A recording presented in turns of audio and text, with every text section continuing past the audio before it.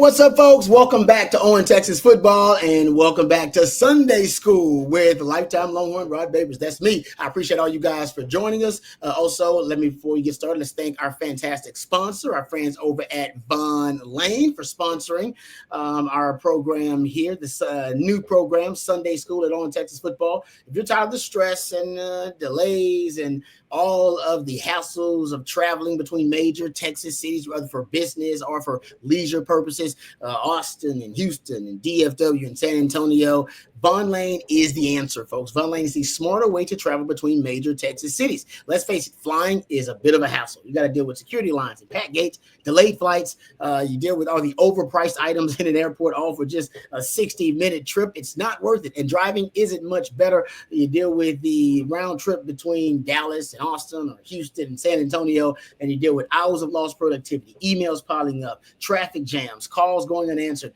work left undone, all while trying to focus on the road. Why waste the day when you could stay connected and productive with Von Lane? Von Lane changes everything because it's luxury regional bus travel, what some call a private jet on wheels. I can attest to that because my friends over at Von Lane, they have treated me with that great Von Lane customer service, because I've actually taken it several times. I've taken it to DFW, I've taken it to Houston, I've taken it actually for business, and I've taken it for leisure purposes as well. And every time, folks, they go above and beyond. All right, sticking to a plush leather seat with a leg rest. You stay connected with complimentary Wi-Fi. You can enjoy complimentary snacks and drinks on every trip as well, plus delicious meals on select departures. If you need to freshen up, they have hot towel service. And if you want to just relax, they have eye masks and pillows and blankets to keep you cozy. The Von Lane team will take care of every detail so you can sit back, relax, unwind, and enjoy the most comfortable travel experience on the road today. And if you are planning a guy's trip or a gal's trip or a bachelorette party, football game, concert, or special event, you can charter your own Von Lane coach for the ultimate group experience. That's Von Lane, first class travel without the hassle. See for yourself. Visit vonlane.com, VONLANE.com. Use the promo code OTF25 for $20 off your first trip with our friends over at Von Lane. All right, let's get to Sunday School here, guys. I want to just get into the NFL draft now. As we record this, NFL draft isn't officially over, so I'm going to do the first part of the NFL draft. We're going to review and analyze the Longhorns that were picked in the first 3 rounds of the NFL draft. Congratulations to all those guys. We'll get into the fit and the teams that selected them, and the actual, what I think is going to be really interesting to see how compatible these teams are with the schemes they're going to be playing in, and why these teams decided to draft this particular Longhorn. So we'll get into all of that, and we'll do the second half of the draft. We'll do that next time. All right, so we'll do rounds 4 through 7 and the undrafted free agents as well. I'll give you my breakdown and my analysis on those guys. So let's start with Kelvin Banks, who was the first Longhorn off the board, number 9 overall pick to the New Orleans Saints. At first, a lot of people were overthinking this pick,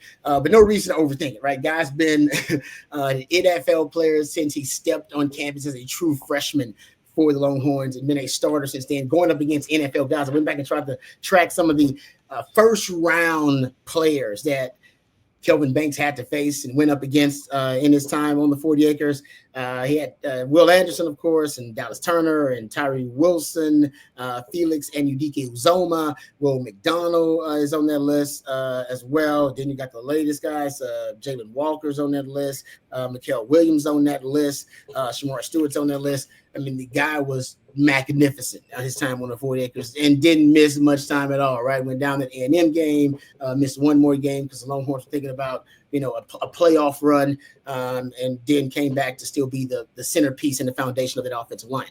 Perfect pick, though, for the Saints, because the Saints are one of those things. And by the way, the Bo Davis influence, I'm sure we've talked about that on the shows, and even during our live stream of the draft, I'm sure it had to play a role, right? They had a source. They had a first-hand source to be able to tell them about the football character and the skill set of this young man. So I'm sure that played a huge role. And you got Terry Joseph on that staff as well.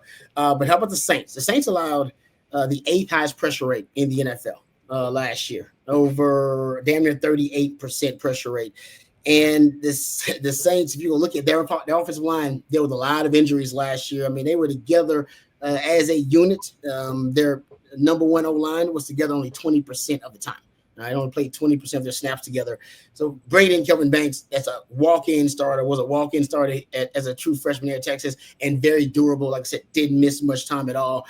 They drafted in the first round a tackle a couple of years ago, Taliesin Fuaga. He was drafted 14th overall, played in all 17 games at left tackle for them, but had a damn near 6% pressure rate allowed.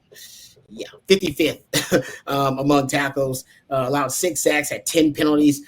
Trevor Penning, they had him at right tackle. He allowed an 8% pressure rate.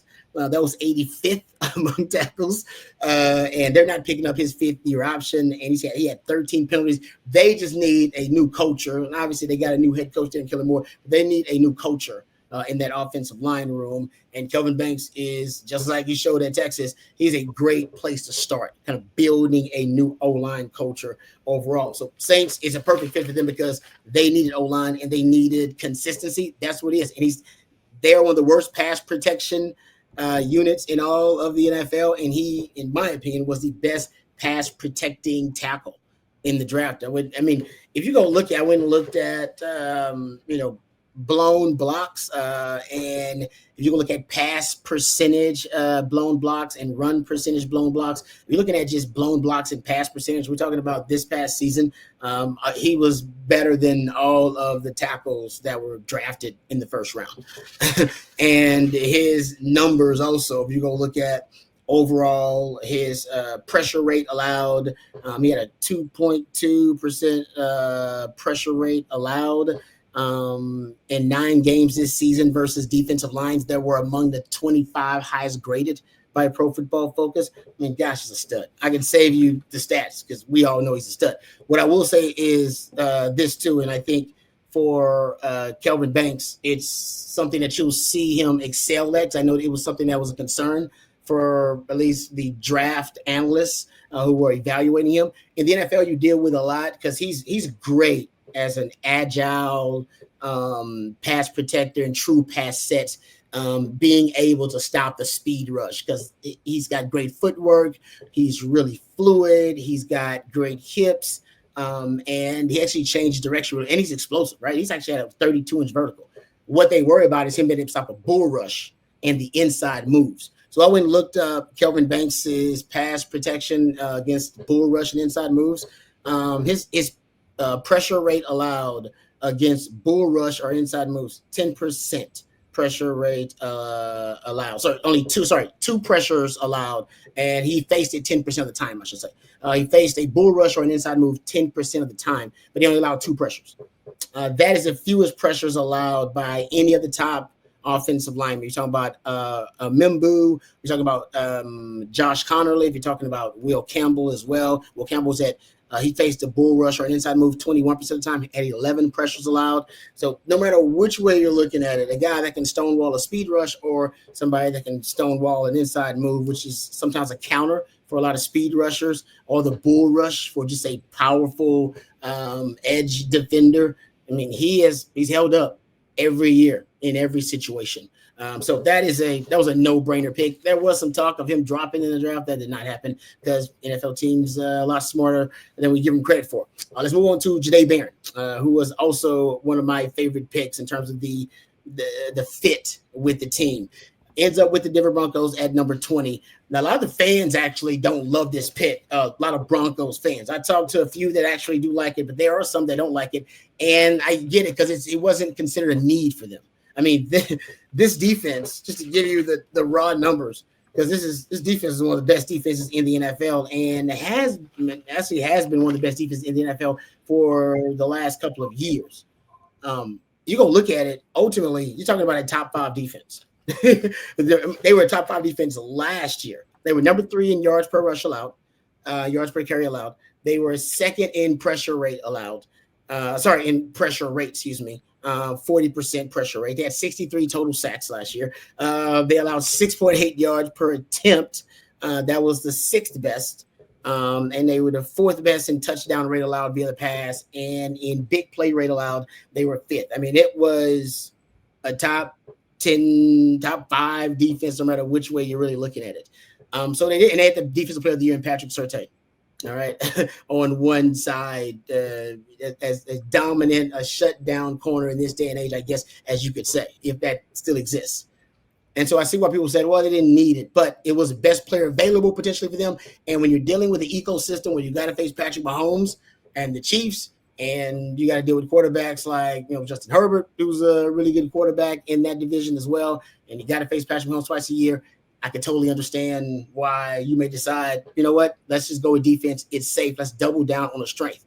Now, here's why it fits for the Denver Broncos. They play 60% zone coverage, and they play sub packages, which are nickel and dime 60% of the time. So Jahdae Barron will get in there, all right? No matter which way they want to put him at nickel or if they want to put him at corner in the sub package. I think he'll end up starting, opposite Patrick Surtain, but I don't know. Maybe they want to move him inside to the nickel spot because they like there the corner. Riley Moss is the other corner opposite of Patrick Surtain, and they may decide they like him there, and they may decide to put Jahdae Barron at the nickel, and they can do that because that's part of the strengths of his skill set is that he's a really versatile weapon. And this is something I looked at for just the Denver Broncos overall, and looking at their defensive backfield there, and they got 2 Longhorns, by the way. He's going to be joining that secondary. Got Brandon Jones in that secondary already, and PJ Lockett at secondary, and I believe Jahdae Barron said he's already reached out to those guys. And how I'll make a prediction right now: the dime package, which is 6 DBs, might have 3 Longhorns in it. Their dime package, because you definitely gonna have Jahdae in it. Definitely gonna have Brandon Jones in it. Can PJ Lock sneak in to be the 6th best DB potentially on the team in their dime package? There is a good chance of it, and I don't know if that's ever happened in NFL history. We've had a secondary with any sub package ends up with 3 Longhorns on the field. All right, but getting back to it, Jahdae Barron, maybe he's the best zone cover corner in this draft. I think you can argue he's the best corner in the draft. Texas didn't play a lot of man. They only played man 20% of the time. And he was held up in man coverage very well. I mean, he was actually excellent in man coverage, just not a huge sample size. Most of the sample size has him playing a lot of zone coverage, and he's fantastic in zone coverage. I was looking for player comps because hard to find a player that compares to Jahdae Barron that's played, the snaps that he's played at different positions, right? He's played 42% of his snaps in his career at outside corner, 34% of them, I believe, at the slot. He's been in the box as a dime linebacker or a box linebacker 19% of the time. He was on the D line, actually 2% of the time, and he was at free safety 2% of the time. Like he was, in his crazy career snap. So he's been it was hard to find, in my opinion, like a comparison. I looked up different guys because he can't. They've talked about he can play safety at the NFL level. He played a few snaps there, but that's not where he excels and shines. These are the player comps I got for him. I do think ultimately his ceiling. So I got to go Hall of Fame caliber for his ceiling as a player. I think he can be a Rondé Barber caliber player. Like Rondé Barber was great in zone coverage. He played outside corner. He played in the slot as well. He was fantastic in that Tampa 2 system. He could tackle. That's important for Jahdae. Look at this division. You got hardball ball to deal with. The Raiders just drafted running back in Genty. So they're going to be trying to run downhill on teams. Got some teams that can run the football. Got to be able to tackle in space, and Jahdae's been great at that.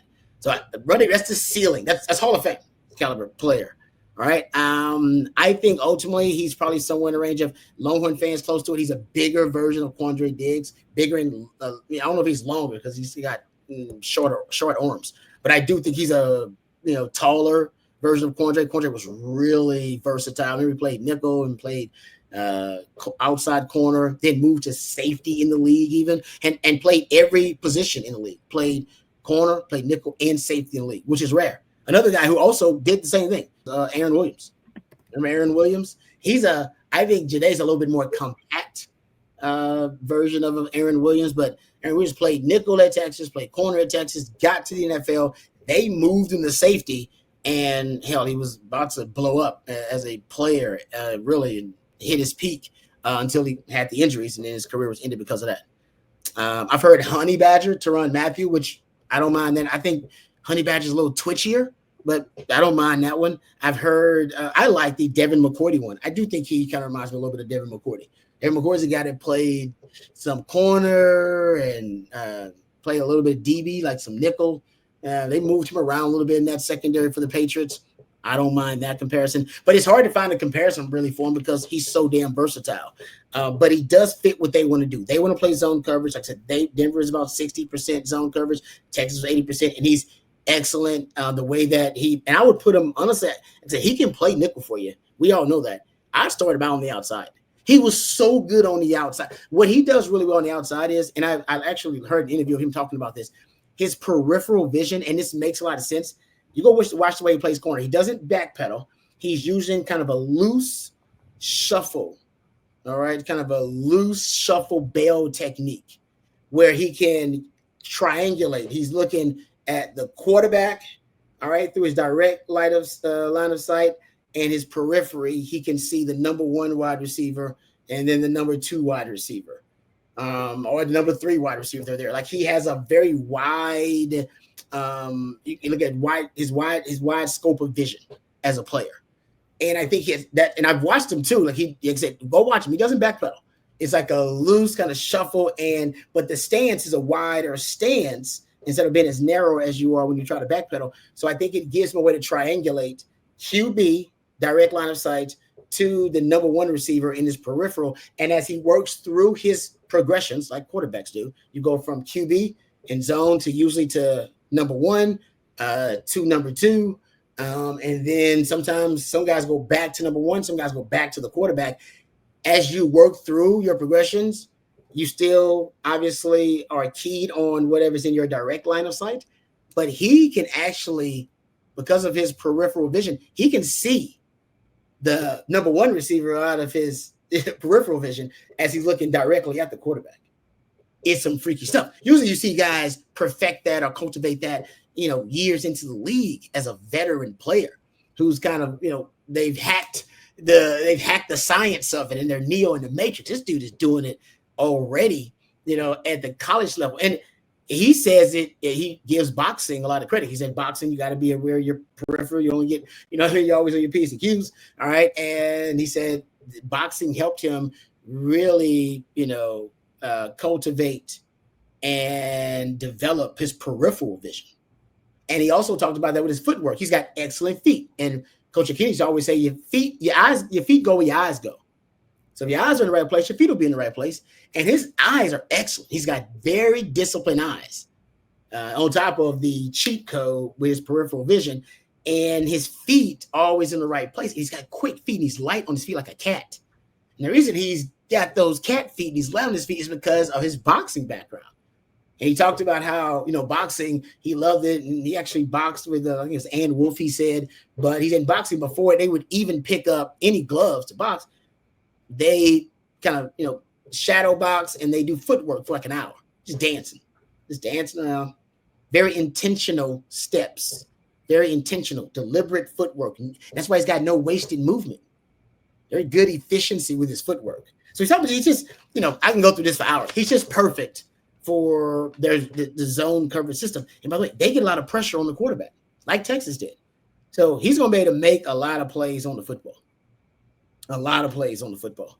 How about this for Denver? I'll give you a stat about the Broncos really quick before we move on. They drafted 11 DBs since 2021.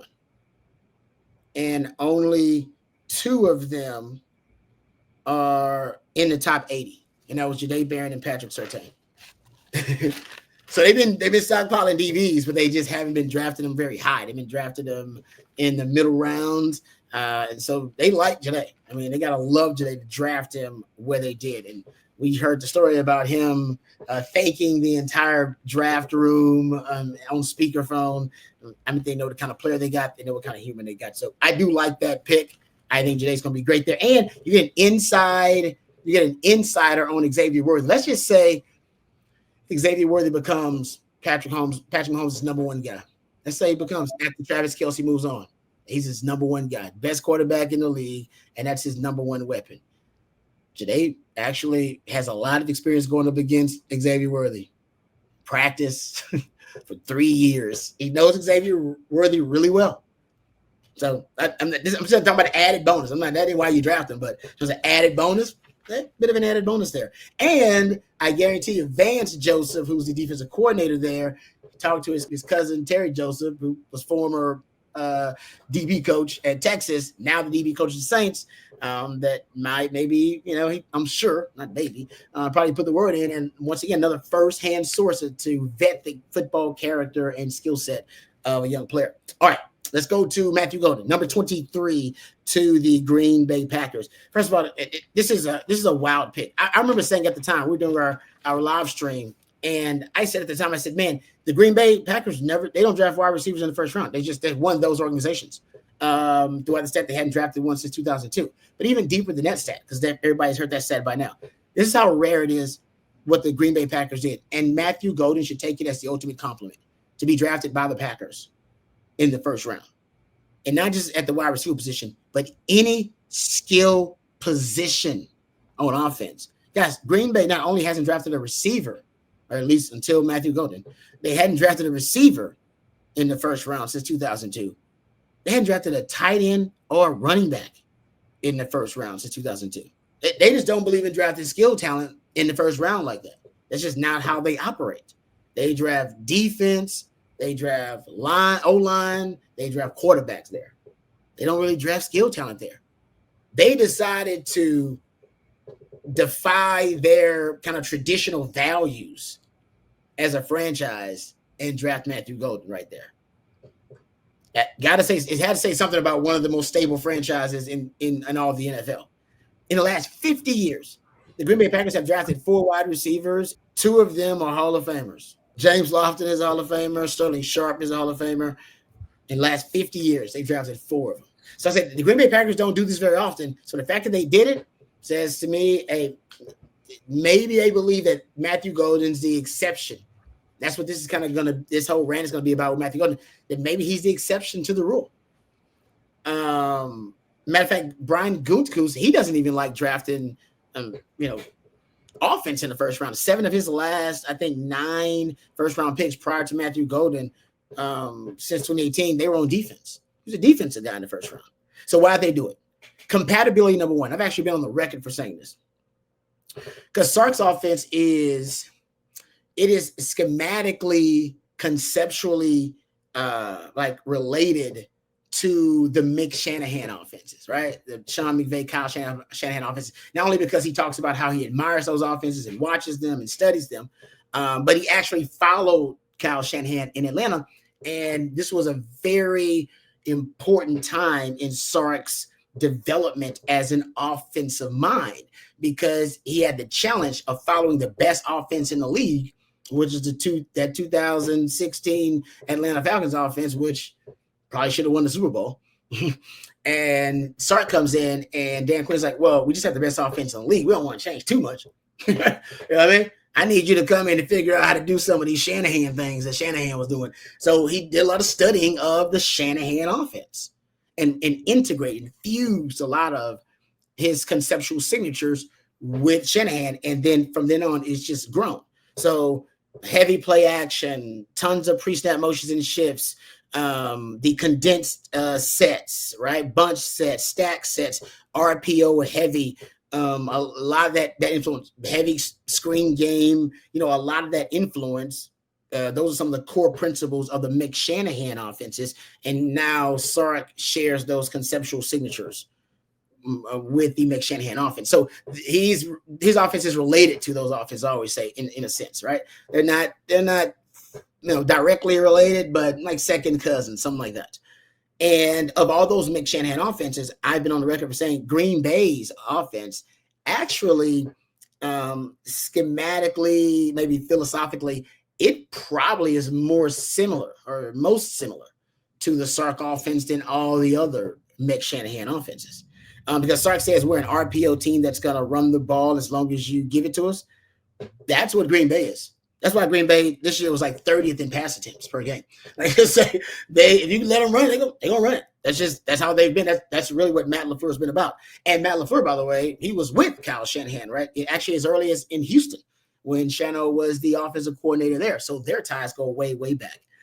But so I think my point is Matthew Golden is going to be playing an offense somewhat similar to the offense that he played in Texas, which is the offense that was able to maximize and weaponize his talent. He's going to get a lot of targets on the move. He's going to get put in motion a lot. He'll be putting stacked and bunch formations a lot. It'll be some play action pass, RPO concepts. It'll get him on those skinny posts or those slant routes. And I think he'll be great. Those glance routes, he'll be great in those concepts because they are very similar to what Sark did. Let's talk about Jordan Love for a second. So Jordan Love last year, 31st in drop back rate. It's all right. You don't get lower than that. So they don't drop back a lot. And he throws it deep a lot, though. He had the second highest deep ball rate. He likes to throw it deep. Good news because Matthew Golden actually, and he led college football in 20-plus yard receptions last year. Not all of them deep balls. I think he had 16 in the last 2 years passes that were actually 20-plus air yards down the field. But one thing they got to work on with Jordan Love is he's not great in the intermediate area. And the deep ball, he's actually decent and pretty good. All quarterbacks in the NFL are great in the short and the quick game. But the intermediate area, right? You're between 10 and 20 yards. That's where you really make your money in the NFL. Those are some of the toughest windows to throw to. And Jordan Love, he doesn't like throwing there. He's intermediate pass rate, 23rd in the NFL, 16.9%. And see, those are the targets I think Matthew Golden will help you a lot with. I looked at the success rate on Matthew Golden's route tree. He has the highest success rate on vertical routes. His highest success rate on vertical routes is actually the dig route. Anything down the field is kind of a vertical route in this situation. He has an 80.6 success rate on those dig routes. That's right there in the intermediate area between 10 to 20 yards, right in between the numbers. That's where he really shined with Texas. 24 yards per reception, 17 yards per target when he was targeted between 10 and 20 yards in between the numbers. Just nasty stuff. That's where they need Jordan Love to get. That's where they need him to improve, and that's actually where Matthew Golden makes a lot of his money. And he's actually great on the deep ball. I'd say he has a 70% contested catch rate on deep passes. It's surprising. Matthew Golden on deep ball, we saw this past season, he's really effective in terms of tracking the football. He makes some one-handed catches. We all know 4th and 13. So Matthew Golden is really good in those situations.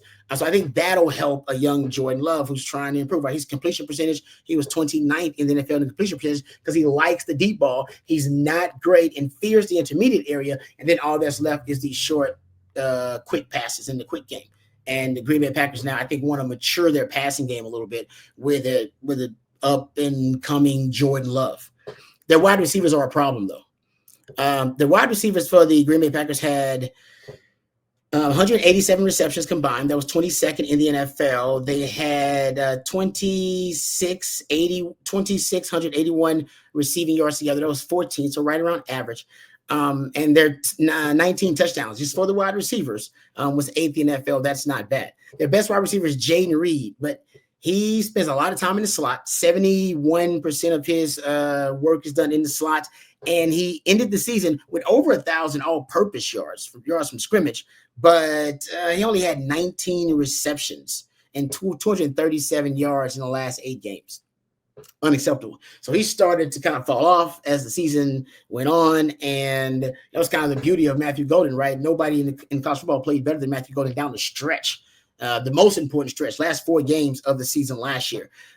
Christian Watson and Romeo Doubs are both in final years of their contracts. So those two guys will probably be gone. Dontavian Wicks is an up-and-coming receiver with them, but he led the NFL in drop rate. So that's always questionable. Receiver who doesn't have great hands, that can always be a challenge. So I think the pick, although it defies the kind of traditional logic and the draft philosophy of the Green Bay Packers, it does fit in a lot of ways. It fits need. Schematically, it is a fit as well. And the truth is, the thing with Matthew Golden was analytically, if that is a huge data point in your evaluation of players, analytically, the analytics don't like him. They don't paint him in a favorable light. I went and looked at some of the analytics for Matthew Golden. If you go look at targets per route run, really advanced analytic, He's 28th in targets per route run among the 28 top receiver prospects in 2025. He was 24th in career yards per route run, 1.85. He was 24th in first downs per route run. Those are analytical metrics, and they don't paint him in a favorable light, like yards per route run versus man coverage. He's at 0.92, one of the lowest in the class. So it's the eye test. He passes the eye test, and ultimately 4.29 wins out. And even though some people say he doesn't play that fast, I think ultimately it wins out. And him being getting back to it, an exception to the draft rules for Green Bay, just an exception to a lot of analytical metrics as well. I just think that's for Matthew Golden. That's what makes him a good fit in Green Bay. Because he could be that exception. And I know speed doesn't mean everything, because I think you take the top 30 fastest wide receiver times at the combine in its history, and only one of those receivers who ran one of the 30 fastest times at the combine ended up being a 1,000-yard receiver. That is true. Yeah. And Santana Moss is the one, I believe. Yeah, you can use it, but I think he could be, once again, getting back to it, an exception to the rule. All right, real quick, I know we're wrapping it up here. Alfred Collins went to the 49ers, number 43 overall in the second round. Perfect for the 49ers, by the way, because they need D-line help. Jordan Elliott is their top D-lineman, and he's nothing special. Only 8 run stuffs last season. They allowed 4.3 yards per rush to running backs last year. They didn't force a lot of negative plays. They were 24th in negative runs forced. And also they lost Javon Hargrave and Malik Collins on that defensive line. I think Alfred Collins could probably start for them in a couple of years. I mean, that's the kind of situation you want to be in as a young player. He's got a violent first step. Remember, he played 24% of his snaps at nose tackle this year. 15% of his snaps at DN, I think, when he first came to Texas. He does have some versatility and can play multiple shades up front. Over 140 snaps in A-gap. Over almost 300 snaps in the B gap. He was over the tackle, 120 plus snaps. I mean, he can line up in a number of different ways. I think the 49ers will use him in that manner. So I think that's a great place for Alfred Collins. My favorite landing spot for Longhorn might be Makuba to Philly. They lost CJ Gardner-Johnson. It is the only place on the Eagles defense where they don't have an elite player or two. They got elite players at corner. They got elite players on the D-line, pass rushing on the edge. They got elite players at linebacker on that defense. You can argue one of the only places where they don't have elite players, multiple elite players, is at safety. I like Reed Blankenship. He's a solid player for them. Had 4 interceptions last year. But next to him, you have Sidney Brown, I think is a projected starter for them. Tristan McCullum, who had the 3rd most snaps at safety for them. I think Makuba can end up actually starting potentially for Philly in a couple of years. Not immediately, but I think he could work himself into being a starter with Philly. And of course, he would wind up with Philadelphia, number 64th overall pick in the 2nd round. So love that spot for Makuba, because I think he can see the field sooner rather than later. All right, last pick we'll get into, Vernon Broughton to the Saints. Once again, I have to say, I got to think Bo Davis was influential here, and because Vernon Broughton is getting drafted a whole lot higher than most of us had projected him at 71. And I think Bo Davis, having that insider track and having firsthand knowledge of him has to help that pick and that stock is with the Saints. They allowed almost 5 yards per carry on running back runs last year, 29th in the league. And they get a guy that can stuff the run in Vernon Broughton, 1.7 yards before contact per carry. That's 30th in the NFL. And the D lineman they did draft in the 1st round a couple years ago, Brian Breesy, has been a little bit of a disappointment for them. He did have 7.5 sacks though in 2024. But I think ultimately they want somebody who's a disruptor in that middle. And Vernon Broughton does have the potential to be that. So reunited with Bo Davis, also with Kelvin Banks there and Terry Joseph. So they'll have more 3-man fronts. Remember, Brandon Staley is the defensive coordinator there now. So they'll have more 3-man fronts. I think also that's a big motivation in bringing in somebody like Vernon Broughton. All right. There you go. Thank you for joining us. I appreciate you guys. Next time we'll do the fourth rounds and on, and undrafted free agents. Didn't have time to get to all those guys here, but congratulations to all the Longhorns who were drafted in rounds 1 through 3, and we look forward to talking about the rest of the Longhorn draft class coming up next week. Thank you to Matthew behind the scenes, twisting and tweaking the dials. Thank you to everybody out there for watching and listening. Thank you to our friends at Vaughn Lane for sponsoring Sunday School. And until next time, I'm Lifetime Longhorn Rod Babers. Hook 'em horns.